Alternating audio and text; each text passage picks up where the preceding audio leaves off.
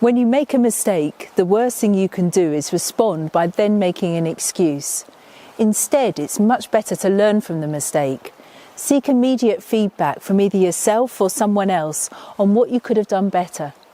And if you do this again and again and again, then that's error-focused learning. Deliberate practice goes further than conventional practice. It's a series of intentional readjustments, beneficial changes, leading to continual improvement. This usually occurs as little steps forward. You could think of deliberate practice as continual dissatisfaction, but in a positive or constructive way. Playing it safe won't help. We're not encouraging you to make mistakes, but rather to grasp the opportunity to learn from them when they happen. You can afford to be adventurous or daring, knowing that lessons can always be learnt. Error-focused learning is the quickest route to increased capability. It embraces bring it on. A major consequence of psychological avoidance is that it leaves most people dumbed down in the comfort of the safe zone. Risks are averted so you can minimise further anxiety and disappointment. You're actually comfortably numb, yet able to function reasonably well and have fun. Alternatively, you might be stuck in the fear zone, where anxiety is magnified. Whether you're dwelling in the comfort zone or fear zone, the outcome's the same. Your capacity for learning will be reduced or even nullified. Instead of being too comfortable or excessively stressed by fear, you need to be somewhere between these extremes. A healthy amount of stress can be a good thing, together with the possibility of failing, simply because there's also the option of moving forward. And this is a learning zone.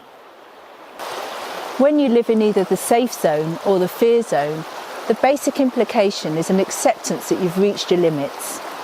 That's it, that's me, that's my lot, no further, I'm done. By contrast, when you're in the learning zone, it's all about going beyond the limits into a wider, better world. Yes, this is challenging and you'll likely still make mistakes, but you now see everything as an opportunity for step-by-step improvement. So, error-focused learning won't happen when you're in the safe zone or the fear zone. You need to be somewhere in the middle. Or, to put it another way, on the edge.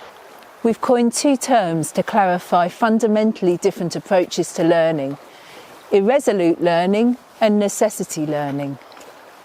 Normal or irresolute learning is selective about what is or isn't learnt. Avoidance gets in the way, blocking or limiting learning. There's an uneasy mixture of willingness and reluctance, at times causing an underlying hesitation or obstruction to learning. In deep or necessity learning, the motivation to learn is fully switched on or wide open. There needs to be a decluttering of psychological baggage for this to happen, at least so as not to get in the way of a specific area of concern. Any reluctance or hesitation is banished. A hunger for learning flows, and when you inquire, you absolutely need an answer to the question. It's simple, unobstructed, and fully focused. You understand and appreciate the need to learn. At this point in time, necessity learning is extremely rare. When it is utilised, it's restricted in its application and usually time-limited. In the future, when human potential is taken more seriously, its simple effectiveness will be better appreciated and enthusiastically embraced.